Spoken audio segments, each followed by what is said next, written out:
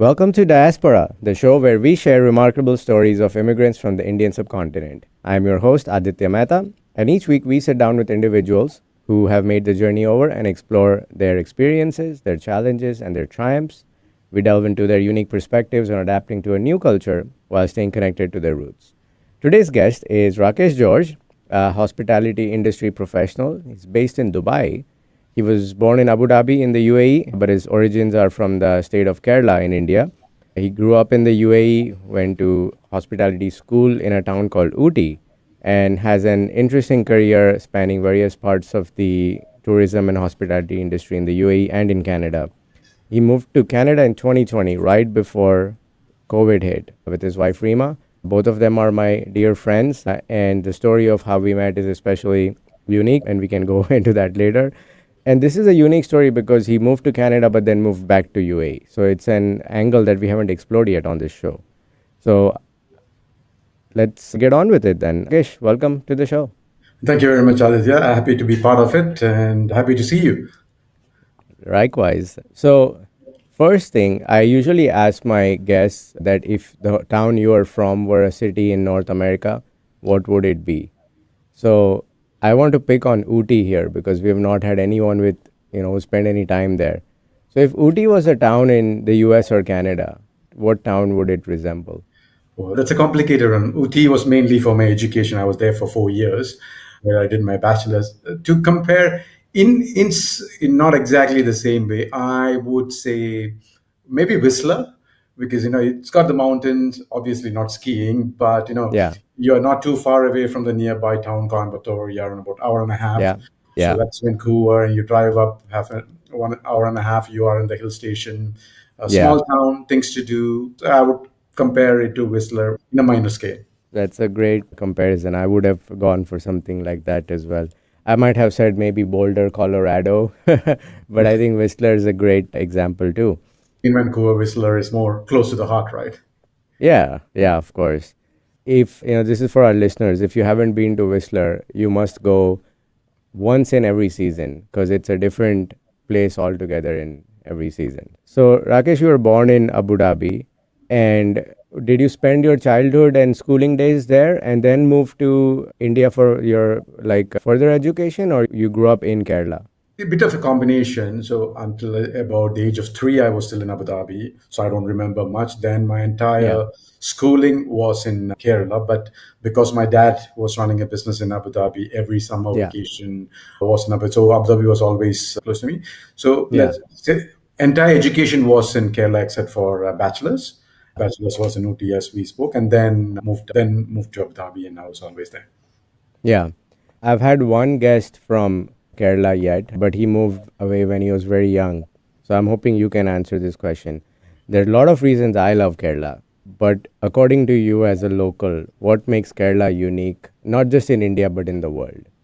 Kerala, I think when you hear the word Kerala, the first thing comes into everybody's mind is the backwaters, the Yeah, green. I think geographically and by landscape wise, it's very different.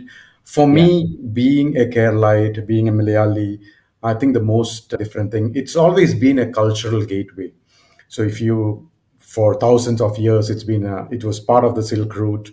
So yeah, it was the connection point between the East and the West for a long time. So there's a lot of cultural exchange with the rest of the world. So it was always open, adapting. So I'm not sure if you're aware. India's first mosque, synagogue, church were all in Kerala. So there's yeah, always communication that was going on with it. So I think that spread across Kerala, the culture is a little bit influenced, the food is a little bit influenced, and I think that is what very unique about it. The will yeah. embracing other cultures and being part of it. It's very unique Yeah. with. You kind of segued perfectly into my next point that apart from being a really beautiful place and a place that takes care of its citizens and has performs very well on all the human development indicators, literacy, public health, it's a state where all the religions just seem to get along, and the cultural identity is stronger sometimes than even the religious identity, because in some parts of India the religion comes first and then you are from that state. I see this in the south in general, but Kerala especially strong. So, for example, you're Christian but your first name is not a Christian name, Is that fairly common? And what is there a rationale behind doing that? Behind the naming, from a Christian culture, there is a naming of actually George. Most people think it's my last name. It's actually my middle Yeah, name. My full name is yeah, Rakesh George Joseph. Joseph yeah, being my father, George being my grandfather. So Kerala right. has equal privilege to both. So Sure, my first name George is my mother's father's name, and my brother, for example, his middle name is Thomas, which is my father. So equity in the house for the right. both the maternal and the paternal side. That's how the naming culture goes. The name is actually, I think they were. My brother was born first, older brother. He was named Rupesh. Based, I believe there was some actor called Rupesh, and then they were Right. looking for something rhyming that. I think Rakesh Sharma or Rakesh Roshan, and they just put a name Sure. they liked. And then Okay. the second two part of the name was not by choice. It is as part of the naming system. Yeah. And that speaks to what I said earlier, that you don't consider Rakesh as a Hindu name. We can't have a Hindu name. It's there are more cultural influences to how the children were named. So that's really great. Most people who go to India, they go to the northern Golden Triangle, Rajasthan, and Agra. But I highly recommend going to Kerala.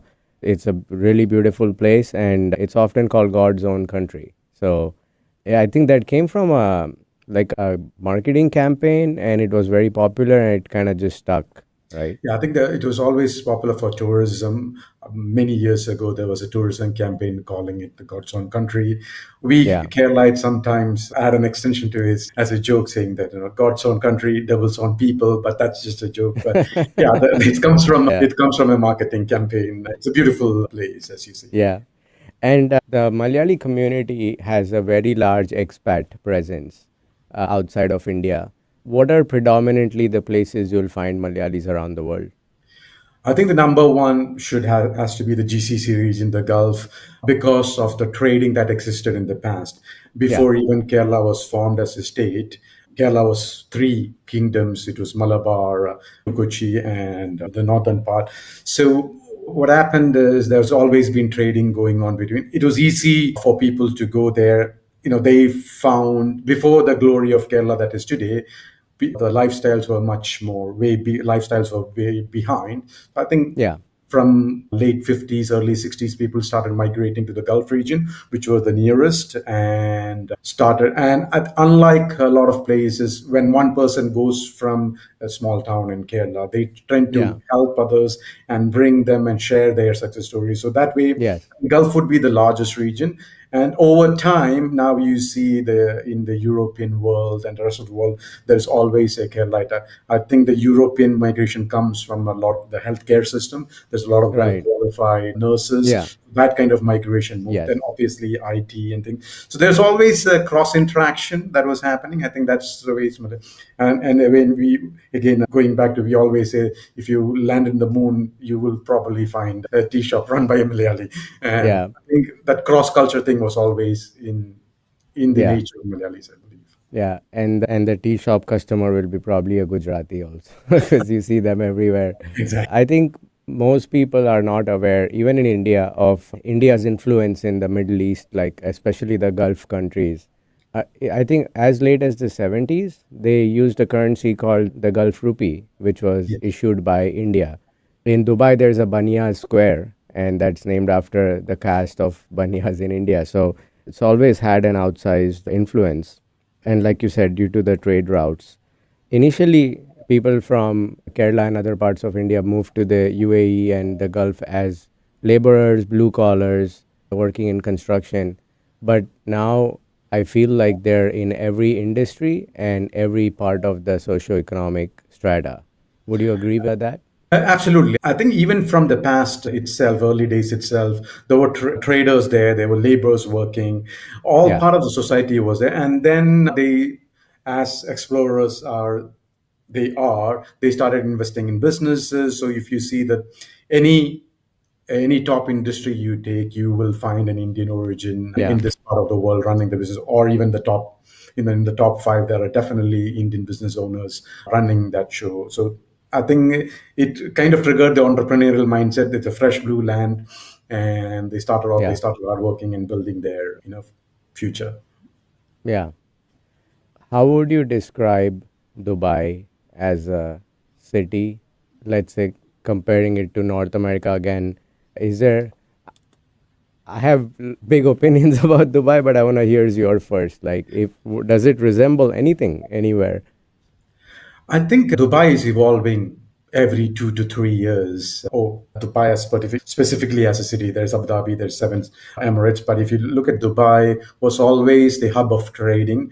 Yeah, As opposed to many people think, Dubai didn't have much oil when they started off, right? So they were always their trading route was there, the shipyards was there. So that is where they capitalized on the shipping routes. The yeah, ports were the prime location.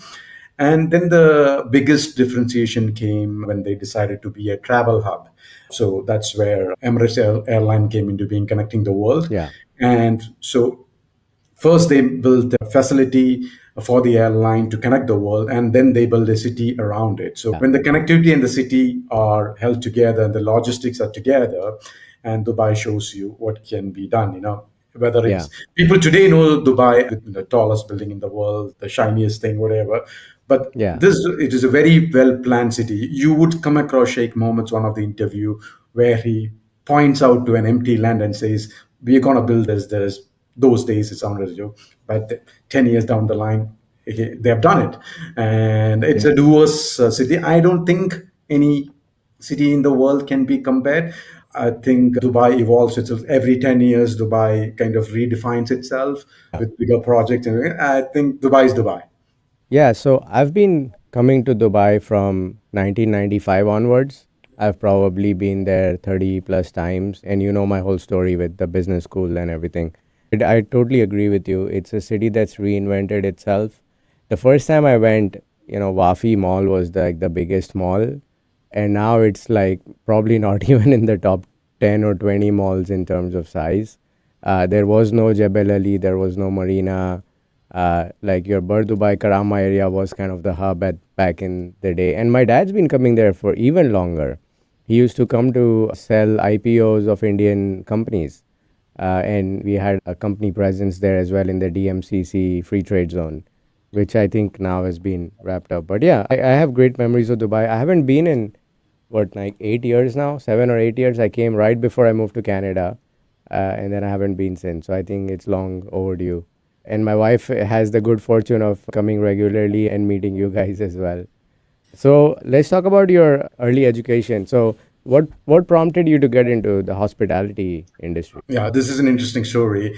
So when you're from Kerala, education is of high importance, as you know. Yeah, So after high school, I moved to my 12th. I was a science student just because I liked science. Then I was looking at my friends. 80% of them are going to be engineers, software, mechanical, whichever. The smartest ones, the top 10 or 15% of the class were becoming doctors. And yeah, neither really interested me. So I wanted to do something different because I didn't want to, when the world goes left, I like to go right or vice versa. So I wanted to that's do what I something know different. about you. I agree with that about you. So Exactly. So I didn't quite know what was there. I think probably looking back, I might have been influenced by my dad because he had a travel agency. So I'd seen his pictures of traveling the world as a childhood. So then I was looking at the next thing I could see was hospitality management, hotel and tourism. And as you know, I like to dress up. So, yeah, in hotels you go, you people dress well dressed in suits. So I think that kind of attracted me. And then I decided to go to a hotel school. And that's how I ended up in hotel school. And from then on, one thing leads to the other. Here I am in the industry. But this is probably yeah. my 19th. What were some of the interesting assignments you had before you moved to Canada? So, in my second year of university, unlike many other educational fields, you have to do a 6 months internship. So, that Yeah, I did it in Hilton, Abu Dhabi. I worked around in various departments. And once my university finished, I wanted to do a bike trip 23 years ago to Leh Ladakh. So by that time, I think my dad was done with my, adventures in college. So he pulled me back to Abu Dhabi to spend some time. So I was there for a few yeah, weeks. I was bored. So I went back to Hilton Abu Dhabi and listen, I was running out of pocket money. So I asked him, listen, do you have a job for me? So Yeah. thankfully, they had a job. So I took up a job there. So I worked with Hilton Abu Dhabi as a management trainee for 2 years, going around different departments. During that course of time, I realized my call was for commercial side or sales side. I was a more sales person. So I moved around a couple of hotels. I worked for Starwood, then with the brand Sheraton. Yeah. And then I moved along to a British brand called Rocoforte. Then I was looking at the next bigger project. Yas Island was at its very early stages, Formula One track. I was a big Formula One fan from Yeah. early 90s as childhood. So this was coming. Ferrari World was about to open. So I moved to Yas Island to a couple of hotels there. I was deputy director of sales for a couple of hotels. Then an Yeah. opportunity came with the theme parks itself. So Yeah. I moved with theme parks, heading their commercial team for a while, then for the whole Yeah. destination. So that is this is 18, 17 years of work concise in about 2 minutes. Yeah. And then during the course of time, I met my wife. So then we wanted to look for a permanent home for us to Yeah. retire. As you know, my wife is of Indian origin, but born and raised in Ghana, West Africa. Yeah. So she's never lived in India. So that's when you get serious in life, right? You started thinking long term. And so then we were looking at migrating. We looked at Australia. We looked at Canada. I think we even got through Australia, but for some reason we just chose Canada, Yeah. and we did the migration process and ended up in Canada right before Yeah. COVID. I'm sure that's a full separate session we can discuss, Yeah. being in tourism Yeah. industry with COVID. And then, and that's how my career went on. And then I returned after a few years in Canada. Yeah. So I'm gonna add a link in the show notes to Yas Island and Ferrari World. Those are very unique places in the world. Let's take a short break now, and when we come back, we'll talk about the early days in Canada and getting settled in Canada. So we'll be right back after these messages.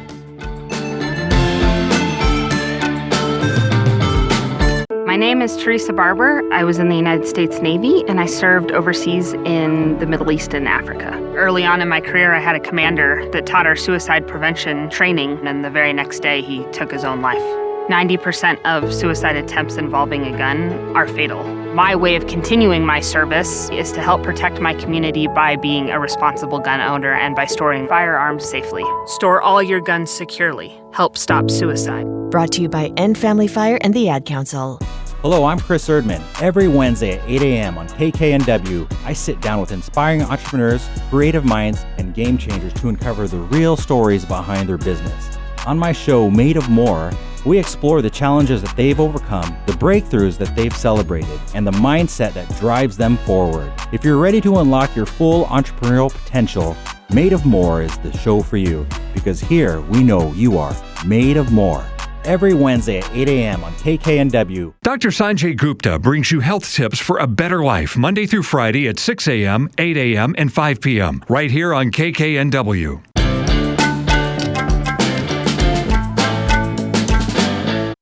Welcome back to Diaspora on KKNW, where we share interesting stories of first-generation immigrants from the Indian subcontinent. We are talking to Rakesh George. He's a hospitality industry professional and a proud Malayali. And before we get back to talking to Rakesh, I want to take a moment to remind you to subscribe to our channel on YouTube. You can find all our episodes in video format there, right from the first one. So, Rakesh, we talked about your illustrious career in Abu Dhabi, and your early days in Canada is what we're going to talk about next. So, I believe you landed on 1st January 2020, and both you and your wife are tourism professionals, so, perfect timing for that industry. What were the early days in and I think you were in Toronto briefly before you moved to Vancouver. So talk us through the first few months, including the impact of COVID. Absolutely. So once we got through a Canadian PR in 2018. So we did the landing in 2018 and then came back to Abu Dhabi because we needed another year to prepare, bulk up some savings and everything before we moved. So that 1 year I was researching how the job markets are and everything. So, and my wife Rima has her family in Toronto. So I realized during my research that probably it will take a little longer for me with my profile to find a job. So between me and Rima, we decided I will go first, give myself 3 to 4 months. We assumed That Yeah. would be enough time for me to find a reasonable job. And then Rima's job. So that was in September 2019, and Rima joins in by Christmas holiday season, spend with the family, and then go from there. Right. So I reached October, mid-September, great time. I wanted to be independent, so a week I spent with my in-laws, and then I rented out a place in downtown, looking for Sure. opportunities, networking, looking for jobs, applied for many. I was not getting any responses, as you are aware. Yeah. So in this time, we started, influencing our contacts. So Rima was able to get a transfer. She was working for Hotel Marriott at that time. So we were able to pull off. There was an opening in Vancouver, and Rima got a transfer. So that's what got us into Vancouver. So 31st December midnight on a snowing day, we left. I remember driving in the snow to the airport in Toronto, and Jan 1st, 2020, beautiful sunny morning. Rarely we get it in Vancouver at that time of the year. We landed in Vancouver, and landing in Vancouver, driving into the city, our famous Cambie Bridge. First look around the city, we fell in love with the city, and we looked at each other and said, "This is it. This is home." So we came in. So at least one of us was working. We had one income going on.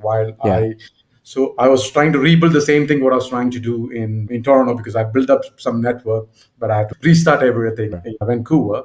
So Rima started working. We had income. So one income was coming. So it was a little bit more easy. And I started building my networking around 4-5 weeks later, COVID hits. Tourism is the first impacted industry. So I think Rima was laid off. And so a new city, two tourism industry people looking for jobs. We had some savings to sustain ourselves. We didn't know what was going to come our way. Made some great friends along the way. I mean, we met during those times. And long story short, and this networking is very important. And during the course of my networking, I made a contact. They mentioned that there was an event management company looking for hospitality experienced people for the COVID vaccine centers, for customer service. So I'm like, hey, why not? So for me, that was an opportunity to find people from the industry to build further my network in the tourism industry. And so good thing was me and Rima, both of us got through that job. So we were able to work together during COVID. Rima was still working part-time, a few hours. Together, we were doing this job at the vaccine centers. And then probably 9 months later, around late August 2020, I started off a job with a travel company. It was a full-time job. Started with part-time, as in with 4 hours, because travel companies were trying to recover. So it was in sales. It was nice. Started off working and things, then my job became permanent. Travel industry started recovering. Then I was looking for bigger jobs and everything for a while. And time passes very quickly. And then an opportunity came back in Dubai, and I returned back. Yeah. Few points I want to make. One is the Cambie Bridge view. I have songs that I play on that bridge because they fit so well with the view of the city as you enter Vancouver. So it's probably one of my favorite views of the city for sure. And I don't know if I'll find a video of this, but if I do, I'll post it in the show notes. The second point is, we talk about this a lot on the show. You mentioned moving into a place of your own in downtown Toronto. When you came to Vancouver, you all again moved to downtown. Was that a deliberate choice to move to downtown and not go to a place like Brampton or Surrey, because that's where the whole Indian community is? Absolutely. It's a combination of reasons. First thing, see, any big city economy is in downtown. Let's say you go to a gym, you're working out with the people who are working in downtown, probably are, how do I put it in the right way? High income bracket, senior jobs. And so in a new city, you want to intermingle with them. I understand a lot of new people who are moving there. Familiarity is the first thing to go to. So you end up in your own community and everything. And growing up spending a lot of time in Abu Dhabi, being in tourism, multiculturalism is what me and my wife and so we wanted to be in the mix of culture. So we didn't want to be in one particular dominated community. We just wanted to be in the middle of the action where everybody from everywhere in the world was there. At least we believed that was the right place to be, to find the right contacts, right connections. If you look at hotels or industry, they are all in downtown, the core ones. So that is Sure. how we chose Yeah. downtown in those places. Coming from UAE and Dubai, you are used to Yeah. the noise in the downtown. Yeah, no, that's a great point you make because familiarity is important, but you can access that familiarity anytime you want. But if you're not in downtown, you're not in downtown. And I've seen, you know, two similar types of people move at the same time. And one goes to Surrey, one goes to downtown, and their trajectory is totally different because they have access to, I won't say higher quality, but more mainstream Canada than you do in when you're living around other new immigrants because the shared experience is very different. And a lot of people will have a scarcity mindset saying, my rent budget is $1,000. If that means I have to live in Surrey, then so be it. Whereas I think you're in the same boat as I am. I need to live in downtown, and if it costs 1,500, let's find a way to get that extra 500, but make sure we live in downtown. And I think we probably talked about this like the first time we met as well, right? So I asked this to my guests who know me well enough because this is, still early days in the show, and my audience is also getting to know me. What were your first impressions of me when we met that first couple of times? Obviously, the first time we met was, through my wife Rima. We were trying to move a big, I think it was a TV stand, right? TV stand, yeah. Yeah. So I had picked up a TV stand from somewhere outside downtown, and I had a U-Haul by myself. I deliberately had to move it 50 meters, but it was too heavy for Rima, and it was a new town. We didn't know anybody to give a hand, Yeah. and we were looking for a handyman group. And then I think you may have replied back to Rima saying that, oh, if it's just a pair of hands, I will come. So I'm like, girl messages in a group, a guy wants to come out and help. I'm like, okay, interesting. I'm like, very nice. I'm like, it works for me. When you came in, you helped. You were living in downtown. And that connected, I wasn't the think. reason I volunteered, by the way. I volunteered So- because I had nothing else going on and I was very close to you. Exactly. Yeah. You're living very close. But I think then probably Yeah. we shared a beer at that time too, for as a thank Yeah. you note Yeah. for your helping hand. And Yeah. then we started talking to each other at that time. So, like-minded people, right? What we think. So I think that's what's clicked between us. And then you gave me a tour of Vancouver. You took me to the rooftop of the library, giving me a view. So I'm like, Yeah. okay, here is a guy who's been there for a year, trying to show me. We connect at different levels. And I think you were very entrepreneurial. You were telling me about your stories, what you're trying to. I'm like, interesting, smart guy. I'm like, okay, maybe somebody whom you can share your thoughts with, open-minded conversation with.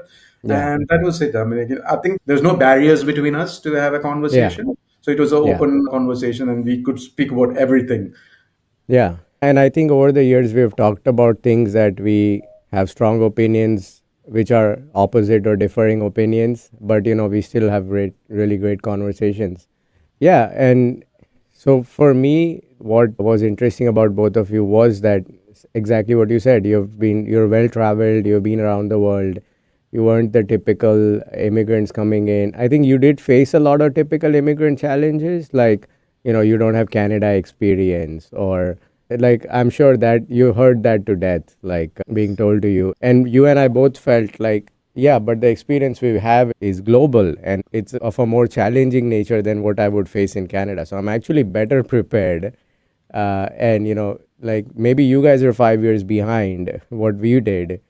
So yeah, I'm grateful for those. And I think during COVID, because we were each other's the steady group, and we would be quarantined all week and then meet all weekend for hours, that really accelerated our friendship as a group, and especially with me and you two.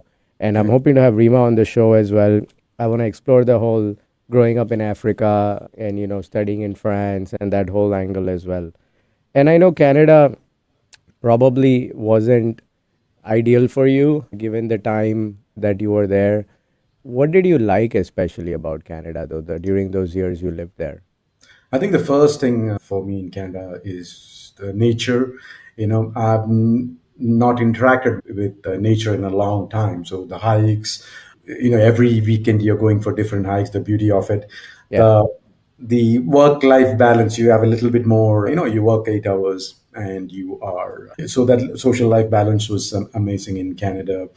See, when you are in that part of the world, the fresh air, the fresh, crisp air, the cultural exposures. And I picked up Yeah. one of the things, during COVID when I was not working, I found out what I really enjoyed. I think you and me connected on that part as well. Trading. I started doing stock trading at that time because we moved with some savings, and I didn't know what to do with it because unlike rest of the world, the interest rates are very low there. So I'm like, so you are holding some cash with you. It's not working for you. So I started investing in those. So that was a very positive experience. I don't think if I had not made that move to Canada, I would not have explored that side of me. So I started self-trading. So that was their nature. I think it's a mixed experience, right? And it's home. Some way or the other, maybe my job search could have been a lot better. But then my time with my wife, my time with my friends. So I understood the importance of time at home and time at work because I was coming from a heavy work environment. So 85% of my life was my work. And then here it brought in a balance, and that's refreshing for me. Yeah. No, that makes sense. So what brought about the decision to move back? Was it purely career opportunities, or were there other things driving that? Absolutely, career opportunities. As you know, it took me to get a kind of full-time job about a year and a half, and I was coming with a lot of international experience because I was looking after international markets, and I've reasonable not being very overconfident, but I had a reasonable international experience to adapt myself into that market. But when I saw that I was not getting those opportunities, I started getting a little frustrated. But I wanted to push myself. I pushed a little bit longer to see how long I can take it. And opportunities were not coming in. I was fine to get an interview and to be said no to, but I was not getting into the door. And that was my biggest challenge. So I waited, and I was like, then one of my friend in Dubai, I'm like, oh, why don't you start looking to come back? I'm like, it is an idea. So I said, okay, let me start applying. And then all of a sudden, on one side, I was not getting responses. On the other side, I had a choice of offers coming through. I'm like, and then one of the current job I'm in that came through, it was a bit too good to say no to. So I moved back. As you know, I joined one of the leading airlines, and with the benefits and everything. So Vancouver, Canada is still home, and Vancouver definitely is home for us. I thought, let's go back, and we will definitely come back sooner the better. As soon as we can to be able to live there the way we maintain a lifestyle which we would like to have. That is more important, I think. And being here allows me to that affordability to be living in that part of the world in the same lifestyle we would like to live in. And so we came back. It was more of like coming back to the original question. It is very much a career oriented. And, given that you became citizens, eventually you always have the option to go back. Absolutely. 100% will come back. Yeah. So a few points I wanted to make here for our listeners. Vancouver is unique in the sense it has so many industries. There's port logistics, tourism, timber, movie production, tech, but there's no Fortune 500 company that's headquartered in Vancouver. So when it comes to, in the context of Canada, specialized jobs or jobs that require scale or global experience, Toronto is probably where all the action is at. And in Vancouver, if you're, so for example, I have a friend he's a niche biomedical industry venture capitalist. He lives in Vancouver for the quality of life, but his work has nothing to do with Vancouver because those types of jobs didn't exist. So when Canada did this whole push to get educated immigrants in, I think that they didn't have the necessary job opportunities and associated infrastructure to kind of help those people succeed. It was like, you have enough points, come here, and, we're guaranteeing you a PR and a citizenship, but the rest is up to you. So if you're a doctor and you end up having to work in an Amazon warehouse, so be it.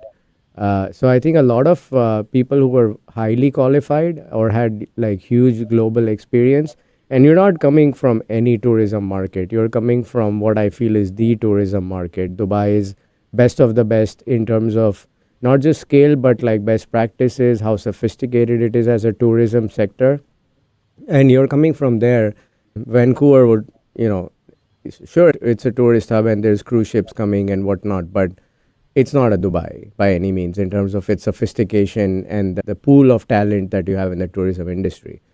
in Vancouver, you're probably better off being in a primary industry like real estate, construction, the so-called boring businesses, which can be transplanted anywhere. But the minute you're niche, and like my wife Prachi, she was a pharmaceutical marketing professional, worked in big pharma, handled cancer brands. There was literally one job in the whole city for her. And I mean, with her mix of her talent and some luck and God's grace and all of that, she got that job. But it was incredibly hard the minute you're even a slightly niche player. And then this whole do you have Canada experience stuff, which I feel like, you're shooting yourself in the foot when you ask that question to someone who's got global exposure. The other thing is the US is very merit based and people will do business with people they don't know. But I found Vancouver was very relationship based, like almost like a high context culture like the Middle East or India, where who you know matters a lot more than it did in other parts. Like in Seattle, I manage properties as my main business. I have clients who I've never met. And they did a Google search, they called me, they mailed me the keys, and I managed their property. But I didn't think that was the case in Vancouver. It was very much about who you know, right? So on that note, let's take a short break. And when we come back, we'll talk about moving back to UAE and your life there now, and also some advice that you have for other new immigrants. So we'll be right back after these messages. What is dedication? The thing that drives me every day as a dad is Dariana. We call him Day Day for short. Every day he's hungry for something, whether it's attention, affection, knowledge. And there's this huge responsibility in making sure that when he's no longer under my wing, that he's a good person. I want him to be able to sit back one day and go, we worked together, we did a good job. That's dedication. Find out more at fatherhood.gov. Brought to you by the U.S. Department of Health and Human Services and the Ad Council. Are you ready to discover remarkable stories of resilience and cultural connection? This is Diasporaa, a show sharing the journeys of first-generation immigrants from the Indian subcontinent now building their lives in North America. Inspiring, insightful, and always engaging, Diasporaa offers a unique perspective on the immigrant experience. Join me, Aditya Mehta, my guests, on the Diasporaa Show every Wednesday at 2 p.m. right here on KKNW. Working hard to put a smile on your face. Alternative Talk 1150.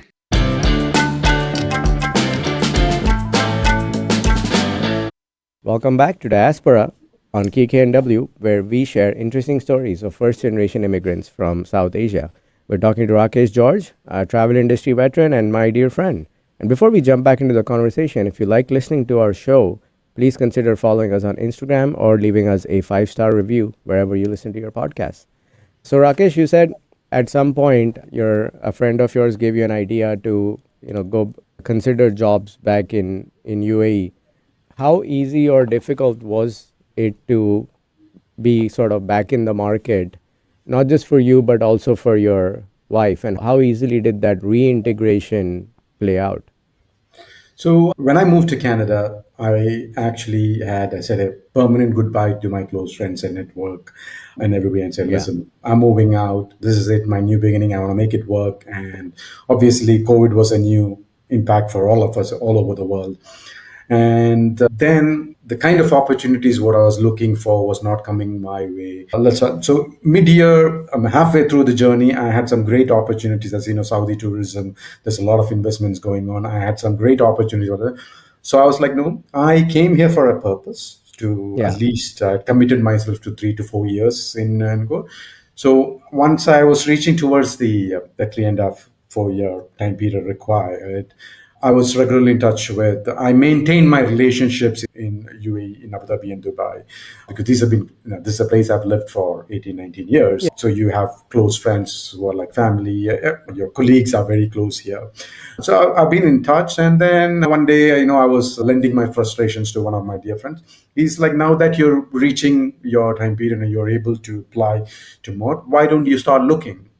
So I was not one of the places I didn't want to do that for me. I said, I'm not going to come back. I didn't want to give up yet. So I pushed it a little bit. Then I started rethinking. I'm like, why not? Yeah. Because tourism is going to bounce back in UAE and Dubai first before anywhere else, because they were already open to the market. And so I started testing the waters Yeah. a little bit. So one or two opportunities came.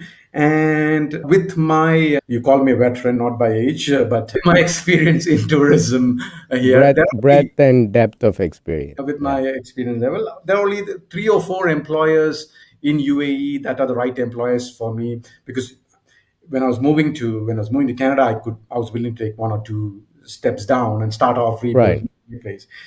Coming back, I had a portfolio of experience and Yeah. references left. So I couldn't move back to any job. So I had only three or four Sure. employers that will find me the right job. And this opportunity came with my current employer. It is the best employer in the market. So it was Yeah. too good to say no to. Like, Yeah. okay, fine. So the interview was on the highway actually. So we were spending a weekend in Seattle. I think we were probably visiting you. On the way back, Yeah. we stayed at a motel, did my online interview. The job offer came through. I'm like, this is it. And so again, I moved back first, took over the job, Yeah. and then we started looking for jobs for Rima to move back. A month and a half later, we were able to find an offer for Rima. Then both of us moved back. We have three homes. I mean, I have Kerala, I consider home. UAE is home for me. Vancouver is home for me. And Rima, UAE is home. And Vancouver is home. And Ghana is also home. So home. So it was going home. Which one is the question? It was either way. It was home for Yeah. us. And Yeah. I said move back. I saw a TED talk recently by a lady who's spent time in the US and Nigeria and a bunch of other countries. And she says, these days, the question, where are you originally from, is not relevant anymore. And what's more relevant is the question, where are you a local of? So the places you described, you're locals of that place. And though I've never lived in Dubai, to some extent, maybe 30%, 40%, I consider myself a local of Dubai because I know so many people and I know the city, I know the culture and all of that.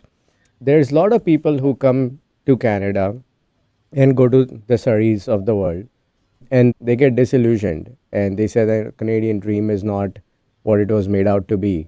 And then they end up going back. And there's YouTube channels dedicated to this, like, people being negative and pessimistic. And I'm like, yeah, but you've not really experienced Canada at all. But yours is definitely not the case. I had front row seats to your 4 years. I think you really tried to make life happen. And that was not I always used to tell you, be kinder to yourself because it is COVID that's, driving all of this to a large extent. But also the fact that you had the global experience, you were not coming in as a entry or mid-level employee of a company who could, do anything. So I do really think you tried. I think on my part, I really tried to get you into Amazon. We had a separate WhatsApp group. And I saw that you came close many times as well, like to, getting something that was Technically, really we got good. through the job of Amazon, but then that role became Yeah. Yeah. And the person you were replacing, also from Kerala, Rohan Anthony, he was a guest on my show a few weeks ago. So that was a pity that didn't happen. So I didn't think you were disillusioned, like, the new crowd comes in. I think you still got to experience all that Canada had to offer in terms of the beauty, the multiculturalism, and all of that. And, you gave it a fair shot, is kind of my point. And it's kind of Canada's loss that, there's not jobs for people like you and me in that sense, to keep you and entice you to stay back and be productive citizens. Because, you came with every intention to be one. And the time you were here, I know you guys used to do volunteering, you worked in the vaccine thing. So you definitely gave back. And I'm looking forward to the time where you do end up moving back to this part of the world. Or maybe I move to Dubai. One of the two is going to happen eventually, I think. Definitely, we 'Cause will move back. That's a given. 100% we will move back. That is home for me, and Canada is home for me and Rima, but definitely Yeah. Vancouver. But this time it has to be in our terms. Probably, ideally, have a business of my own in some sense, if possible, or be there the way we would like to be there. It is a beautiful Yeah. experience. It is. So on the other hand, right, this is my experience. It's exactly the opposite experience my wife had. Rima had some great opportunities and great offers. Yeah. I did everything, I was willing to do. So my point was, I will do anything to do. I even worked for the elections VC Yeah, I as remember. an experience. It was the way you go to a new place, you should be able to willing to do whatever it takes. At the same time, you got to have your focus on what you really want. And then you Yeah, must keep pushing. See, yeah, again, COVID, nobody could have expected. So it's a yeah, different world. Everybody's story is different. Mine is different. My wife's is slightly different than mine when it comes to job. But yeah, then together we will be back, and hopefully I'm sure we will have our retirement in that part of the world. yeah. For people who are still moving today in smaller numbers than before, do you have any advice for them to do better to succeed based on your experience? Yes. So in this part of the world, because as beautiful as UAE is, as beautiful, we all know it is not permanent. At some point, you have to retire. My dad was here from the age of 21 till 65, and he had to move back to Kerala. And I see how he struggles to fit in. When you've lived this most of your life here. So a lot of people come to me and asking, because I've done this part and come back. They come and ask me. So everyone, I ask one question, and whether they are in the Middle East or they are in India, whoever wants to migrate to any part of the world, the first thing is why. Do you have a clear why you want to go? So some Yeah, people go for kids' education. For me and Rima, it was finding a permanent home for us. Or some people do not have that why very clearly defined. And that is very important. If you do not know why you want to, you're just migrating for the sake of migrating and go find out, you will not find yourself a home there. So there are a lot of people, after I explained one, two, three, for you it doesn't make sense, but then again it makes. So there are a lot of people who pull back the migration plans after having conversations with me. There are others who continued. There is a very dear friend of mine who moved there. For him, it made sense. They were doing for the kids' education. So the why is very important for any immigrant. Why do you want to go to Canada? Why do you want to go to Australia or any matter? yeah. That's why it needs to be very clear to you. And that helps that answers the rest of the things that comes your way. That's great advice. I remembered what I was gonna say earlier. I really like the point you made about coming on your own terms, because any new place you move to, especially where you don't know anybody, you're setting your life back by anywhere from 6 months to 3 years. And we came to Canada, just showed up. And my listeners know this, I was not so much coming to Canada as I was leaving India. So we didn't have a plan. And it took us so much time to figure out what we wanted to do, because I was starstruck. I thought, wow, this is a real chance to reset. And I started rethinking everything about my life. But when we moved to the US, it was with Amazon. They handled my relocation and, my visa. And I had a salary from day one. It made such a huge difference. So we came from a position of strength. So our learning was that now wherever we move, it's gonna be from a position of strength, and we'll take our time and think it out. So Prachi wants to move closer to India, so we always thought about moving to a place like Dubai at some point later in our lives. But we won't just show up and then say like, what are we gonna do now? We'll probably be in our late 40s or maybe in 50s. So I think this coming in a position of strength is super important. It makes your initial days a lot easier, not just from the income and the peace of mind perspective, but also from you have a network to plug into, you have an ecosystem to plug into, and it really, that first group of people you know in a new country is what is going to drive your baseline for that country. And I've mentioned this many times on my show that if my baseline was other new immigrants in Surrey, it would have been at one level where I would have been advised to go work at Canada Post or find a truck to drive. But because I met people who had been there for a long time, like our friend Adev, who they've been there for a long time, so the baseline was very different. And they said, oh, you're educated and you have all this global exposure, don't settle for anything less than 150K, and make sure you get the job that meets your qualification, and so on and so forth. So this coming in a position of strength, I think, is a very important thing whenever you move to a new country. Let's move into our weekly segments now. So let's spin the wheel and see where we land.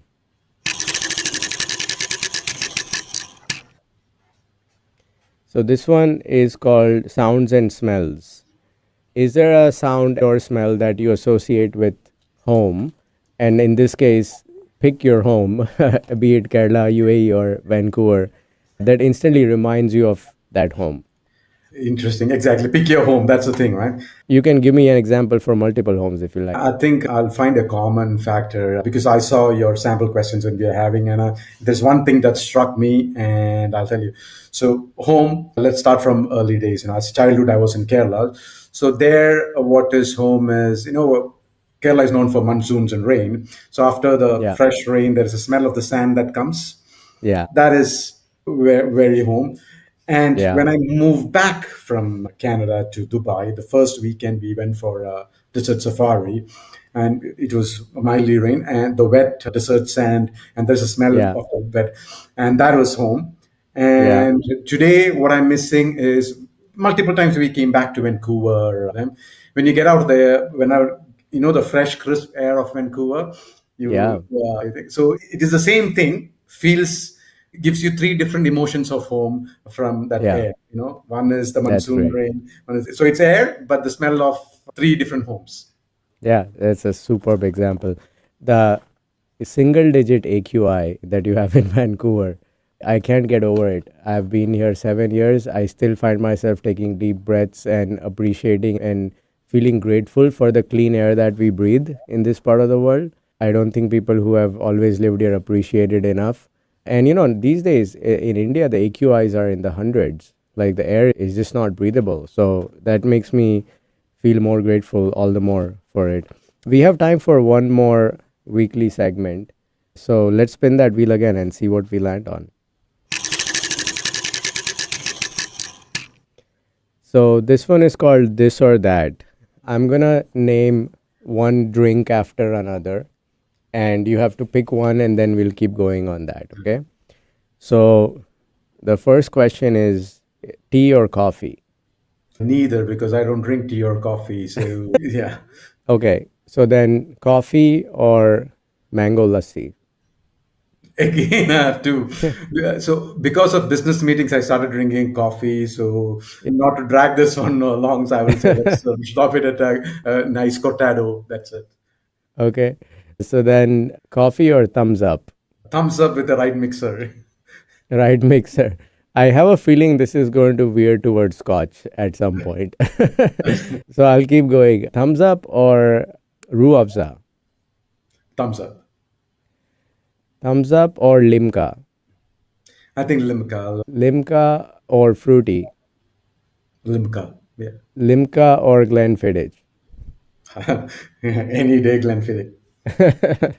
Yes, I know you to be a sophisticated scotch drinker. I remember you brought your bar over from Abu Dhabi when you had moved, and I think you took it back too, right? With you? Yes. So it came from Abu Dhabi to Toronto, Toronto to Vancouver, Vancouver to Dubai, just right behind in the next room.